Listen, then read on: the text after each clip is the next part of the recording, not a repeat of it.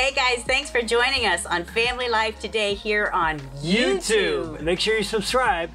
You don't want to miss any episodes, so hit the little bell and you'll get notifications and you won't miss anything. And if this encourages you, like it and share it with your friends. Yeah, share it with your friends. Yeah, welcome to Family Life today. Hey, just a heads up before we get started.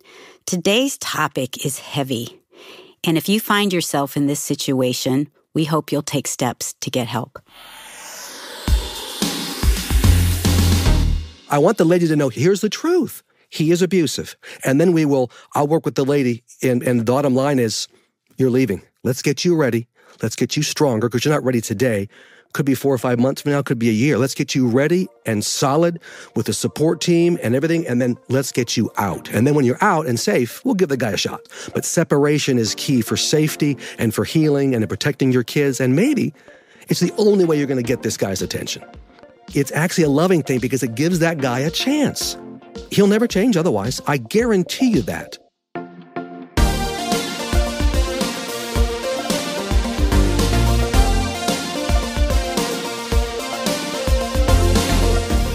Welcome to Family Life Today, where we want to help you pursue the relationships that matter most. I'm Ann Wilson. And I'm Dave Wilson, and you can find us at FamilyLifeToday.com or on our Family Life app. This is Family Life Today.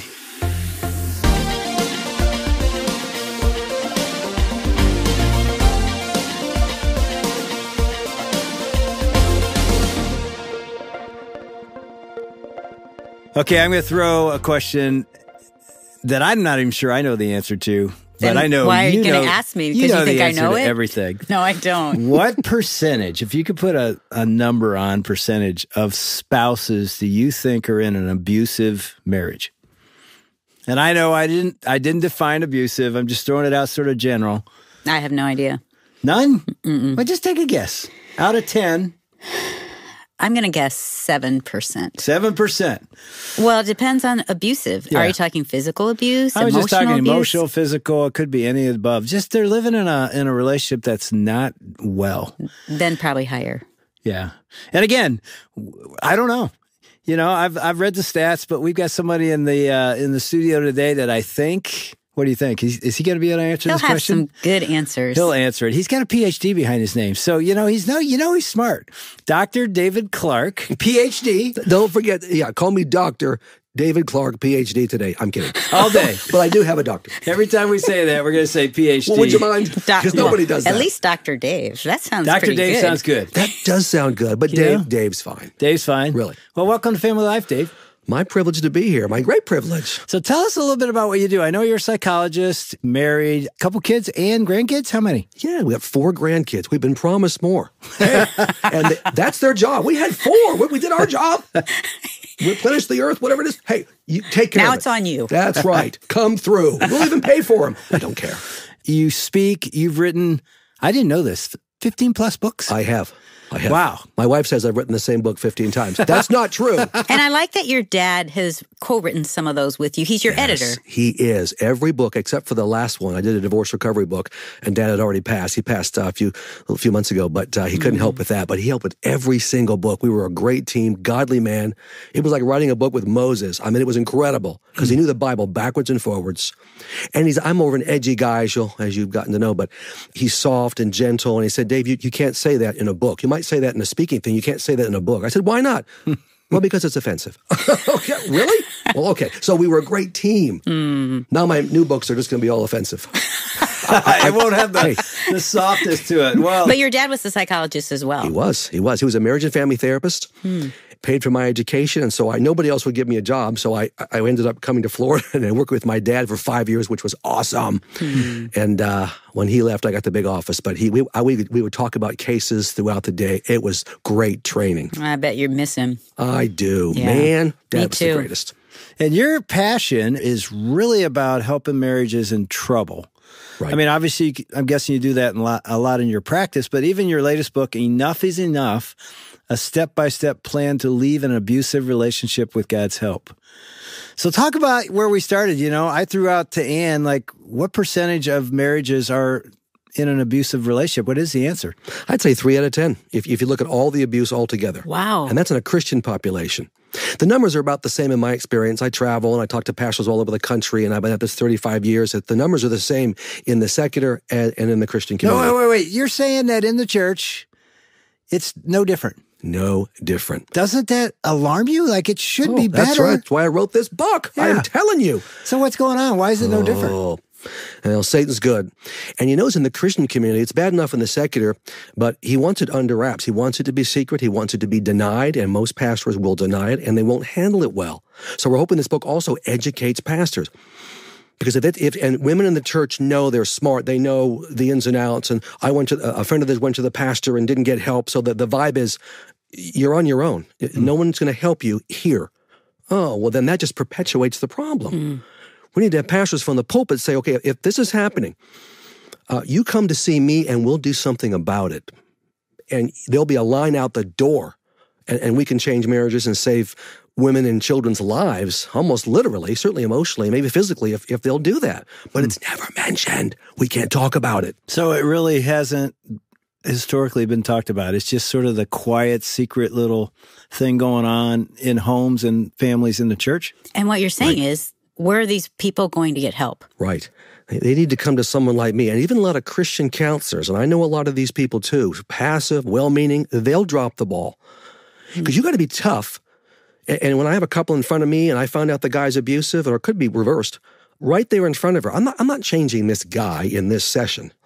And we're going to give him a chance to change, like the book says, but right in front of the lady, I'll say, sir, you're an abuser. And let me explain why. What she said, I believe her.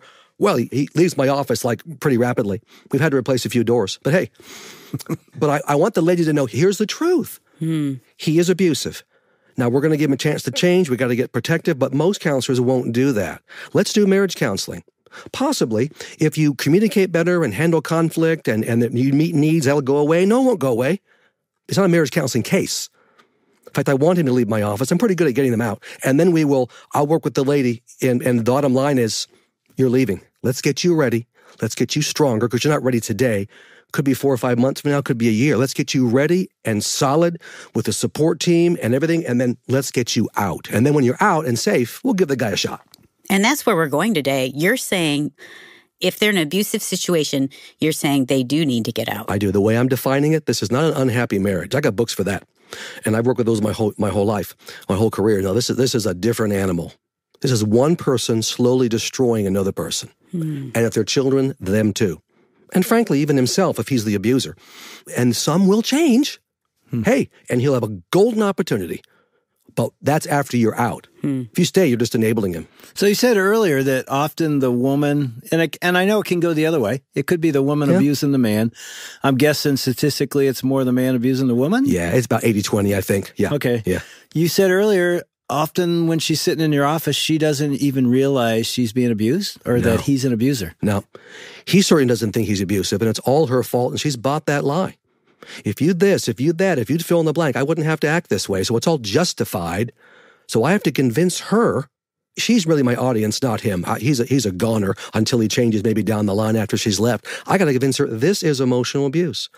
I do phone advice sessions now, ladies across the country, and they're calling in to find out if, in fact, they are being emotionally abused. A lot of listeners right now are saying, yes, I feel like I am, but I don't. What does that mean? And how do I know if I am? Right. It's clearly defined. Well, of course, we'll talk about it now, I'm sure, but we're clearly defined. 6 chapters of defining it in the book. So we don't have any confusion about that. Because that's the first level of change. If I'm in denial and I'm not being abused and I'm minimizing it and so is the pastor, well, it's not happening. I won't have to deal with it. But if I am, I'm going to have to do something. Okay, well, you are. And there's all kinds of things you can do to get strong and to change yourself and to get away. So what would be some signs of, I think we know of physical abuse. Maybe you should clarify that as well. But if you're getting hit. Well, yeah. What's the definition of abuse? Oh, yeah. Well, the book really focuses on emotional abuse, any kind of physical. My dad taught me this, and this is, of course, from the Bible itself, how to treat a woman. You love her as Christ loved the church and gave himself up for her. 1 Peter 3:7, gentle tenderness of utter sensitivity. So if you ever lay a hand, Dad told me, you ever lay a hand on any woman other than in a loving way, that's physical abuse. Grabbing somebody's arm, that counts. Women will minimize that too. Well, he didn't really hit me. He kind of shoved me onto the floor. I'm saying, are you kidding me? That's physical violence. Now, emotional is even tougher to define because it's kind of nebulous, and the guy's going to lie his head off. And these guys are consummate liars. I've heard some women say, my pastor or this person just thought I was being overdramatic, over-emotional. Yes, women are so sensitive and overdramatic. Yeah. Are you kidding me? I've talked to a lot of these pastors, and I'm trying to educate them. Pastor, this is abuse. Now, what are you saying that you would say is abuse and they're not thinking it is? Like, here's what it looks like. It's criticism that never stops. It is a constant barrage, and you're not good enough in any area. It is, and this is the man to the woman. Your attractiveness, your weight, your mothering, your financial acumen. I mean, you name it, you're going to be criticized for it. It's just a steady drumbeat. And most ladies will tolerate that for a variety of reasons and try to continue to improve. Well, you're never going to be good enough. That's the game. You try, I never let you be good enough. In that area too, well, the area of needs, your needs are completely neglected. They don't even reach his radar screen. All about him and his needs. And the thinking is, if you meet my needs, you'll never quite do that, then maybe someday I'll meet your needs. That day never comes because you're never good enough, but it's always about him. Silent treatment is one of the classic hallmarks. This guy won't talk about any topic he doesn't want to talk about. If it's difficult, if you have an issue, he doesn't want to hear that. And so he'll just shut you down, snap. Maybe anger is often part of it. And then he'll shut down and ignore you for a week, 10 days. Talked to 3 ladies this last week who are right in the middle of 8 and 10 days of being completely ignored by their husband over the dumbest little thing. I brought up that if you would do this in the laundry and boom, you have to be punished. They will punish you for every infraction. Well, that's ridiculous. That's not normal. Control, big part of narcissism and abuse as well. Control of the money. I can tell you how many ladies, probably 1 million I've seen, who have no idea what the man makes, where the investments are, what the accounts are. There are no passwords. I say, what if the guy drops over dead today? You're going to be in really bad shape. Because he won't tell her? No. Oh, no, he loves that control.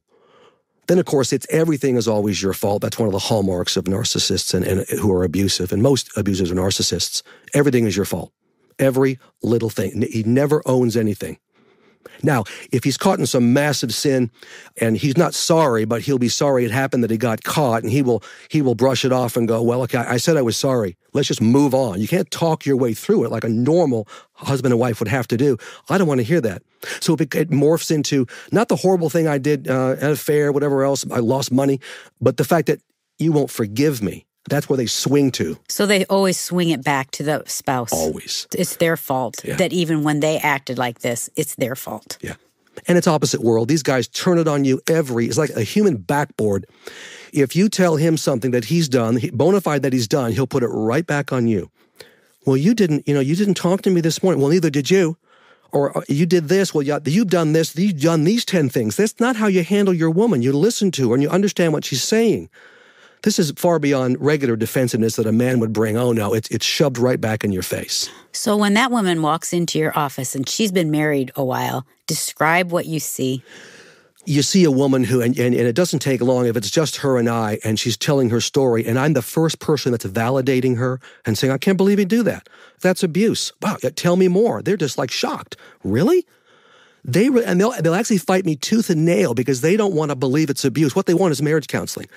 I'm seeing you first to kind of vet you, and that's fine. Here's my husband. I say, look, I believe you. I'm not going to see your husband. I'm not going to waste my time or yours. He's abusive. I believe you. The level of detail you've given, you love the Lord. I've gotten your background. Your dad was the same way. Look, I believe you. We're not doing marriage counseling. A lot of those ladies won't come back to see me. They'll find some other counselor who will try marriage counseling. You don't do that with an abuser. The pre-step is getting away from him, which they don't want to hear, and then giving him a chance to, after 7 or 8 months of working on himself, some will do that, most won't. Okay, at that point, and he's proven it, still separated, that's when you would start a couple counseling process. And the first part of that would be him helping you heal from all the damage he's done to you. But Dave, that doesn't sound as spiritual. No, it doesn't. You know, because we feel guilty, like the first thing we want to do, and we feel like the biblical plan would be, we need to work on our marriage because this is the covenant that I'm in.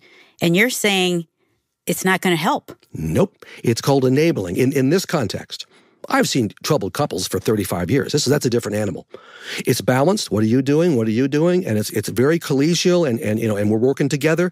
Doesn't work with an abuser. If I've defined that and I believe it's true, totally different operation. And you're not saying get divorced. You're saying get out. Explain that. Yeah, I'm very clear on this. I think it's playing God if you recommend someone get divorced. It's not my purview.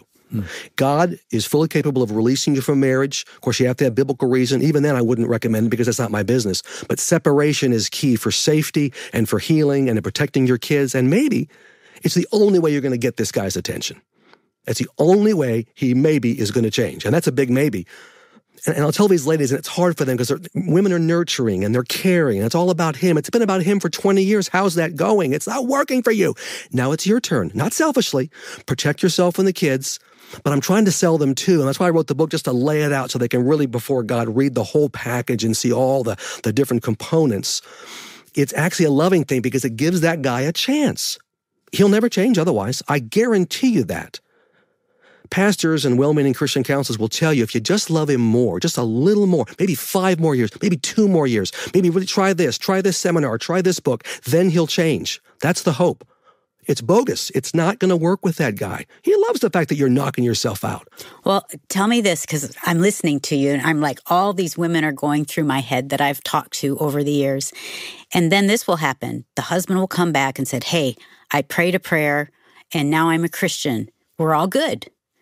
But, and I'll say, like, what's that looking like in his life? Like, is he involved with some other men? Is he going to church?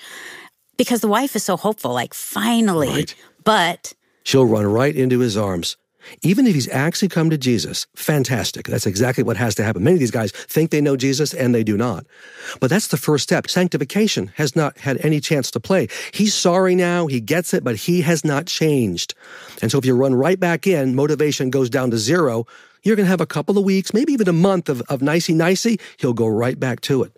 Because of his old patterns and the junk probably that he hasn't dealt with in his life. Right. These guys, as I said before, have 7 or 8 months, if not longer, of real work. Why? What makes me abusive? Why am I like this? Now, Jesus will help you do that. Without him, you can't even do it. But if you're going to find the right therapist, somebody tough with a clear plan of action, he's got work to do. But I think he's got it. No, he didn't got it. And frankly, it's not just his work. The lady's got the work to do too. Get a voice. Get your identity back. He's shredded it. You've allowed him to shred your self-esteem and your voice, and the kids have even turned against you. These guys will turn your own kids against you, and enjoy doing it because they have to win. Okay, we have to shore all that up. We were going to make sure. And there's all kinds of ways he can make sure. The guy will say, well, if I'm not living with you, how can I possibly prove it? Any number of ways. And I'll tell you exactly how. I'll have him read this book. If he's really serious, read this. This is you. Get a clue and then start working on yourself. And giving her space and time to heal is one way you can show her you're getting it. How often do you see marriages come back together? I mean, you're talking about the guy leaving and working on himself, the wife working on herself. Does it work? Do you have stories of, wow? I mean, I know you have a lot of stories where it really didn't. The guy never did change. Yeah. But do you have some stories that, I got a few. You're listening to Dave and Ann Wilson with David Clarke on Family Life Today. We'll hear about those stories in just a minute. But first, if Family Life Today has made a difference in your life, would you consider paying it forward? As you may know, we're listener supported, and this week, when you give a donation of any amount, we want to send you a copy of my book, actually, called What's the Point? Asking the right questions about living together and marriage. It'd be a helpful book for a young adult in your life who might be struggling with different views of dating and marriage and all the confusion surrounding that topic. We'll send you a copy as our thanks when you give this week at FamilyLifeToday.com or when you call with your donation at 800-358-6329. That's 1-800-F as in family, L as in life, and then the word today. All right, now back to Dave and Ann's conversation with David Clarke and the unfortunately few stories of abusers who've truly changed. Not many. In 35 years, 4 to 6%. If it's a bona fide abuser, bona fide narcissist / abuser, no, 4 to 6%. Now, I tell the ladies, only God knows if he's in that percentage. He could be. We give him a chance. Yeah. We know what God can do if the abuser truly breaks. We've seen it in the Bible. I mean, the narcissist there, Jacob fighting God all night. Are you kidding me? He should have been scraped off the face of the earth. But God gave him a shot, and it worked out. So, Saul, not so good. Anyway, so this is a case where he could change. He's going to have to really do some work, but I had a case, in fact, recently. Flaming narcissist, multiple affairs. I mean, solid gold, world-class narcissist in my office. He didn't last that long. I said, sir, you're an abuser. He was there for marriage counseling, so he could check the dumb box. Part of the narrative. I tried marriage counseling, that Clarke's a quack, it didn't work. Of course it didn't. So I'm sitting there with a lady, and she got strong, she got a voice, he was out. In fact, she kicked him out. She had some leverage because he was just caught in this latest affair. And he did leave, but incredibly enough, he saw a friend of mine who works with narcissists, and he did his work. Took him 7 months. But giving reports to me and to his wife, who was growing and getting strong, and I said, you be skeptical, who knows? But he really did prove himself. And they came back to see me as a couple. It's kind of a joke. Whenever I farm people out, I never see them again. But in this case, I did, because the guy doesn't change. I vetted him, and I saw him. This guy is the real thing, and he could prove it. We came back together. It was a great story of restoration, healing. He really got it. He was unrecognizable. Wow. It was like Jesus. I thought, whoa, now this is what I'm talking about. And you're saying it wouldn't have happened had she stayed. No way. No way. He would have had affair after affair. If I'm the narcissist and I'm not changing, if you will stay with me and you'll put up with everything I do, I'm not going anywhere. You're okay with it?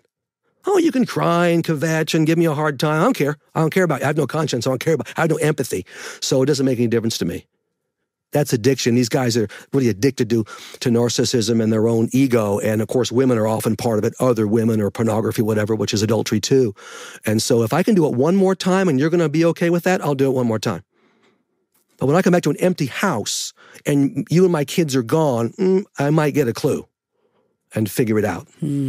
So there's a wife listening right now, and she's like, wow, Dave, you're describing my husband. And my life. Talk to her. What would you say to her? Oh, you know what, dear lady? I am talking to you, hopefully God through me. And Dave and Ann, this is your time. It's a God thing. I'm telling you, this is not the life God has for you. To suffer, to be destroyed. And there's a way out. You've got fears, you've got lies in your head, you don't think you can. No.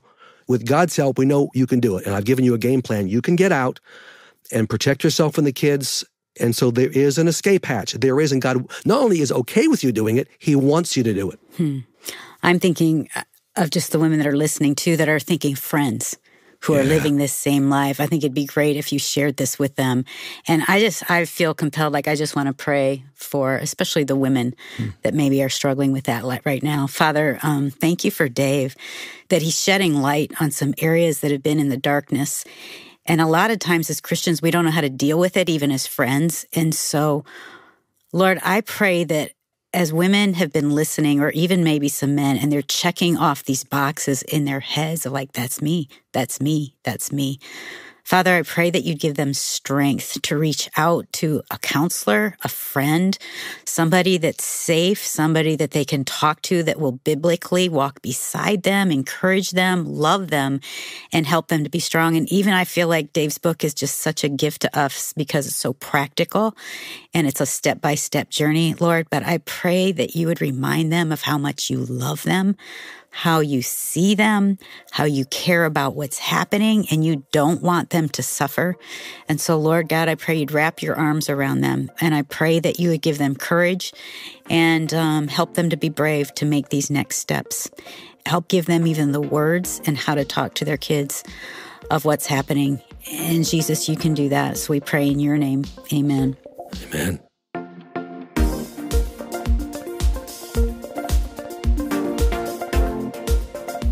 I'm Shelby Abbott, and you've been listening to Dave and Ann's conversation with David Clarke on Family Life Today. His book is called Enough is Enough, a step-by-step plan to leave an abusive relationship with God's help. You can get a copy at FamilyLifeToday.com or by calling 800-358-6329. That's 1-800-F as in family, L as in life, and then the word today. If you know anyone who needs to hear today's conversation, be sure to share it from wherever you get your podcasts. And while you're there, it'd really help us out if you rate and review us. So how do you know the difference between your spouse just being a broken sinner or an actual abuser? Dr. David Clarke will join Dave and Ann again tomorrow to talk about just that. On behalf of Dave and Ann Wilson, I'm Shelby Abbott. We'll see you back next time for another edition of Family Life Today.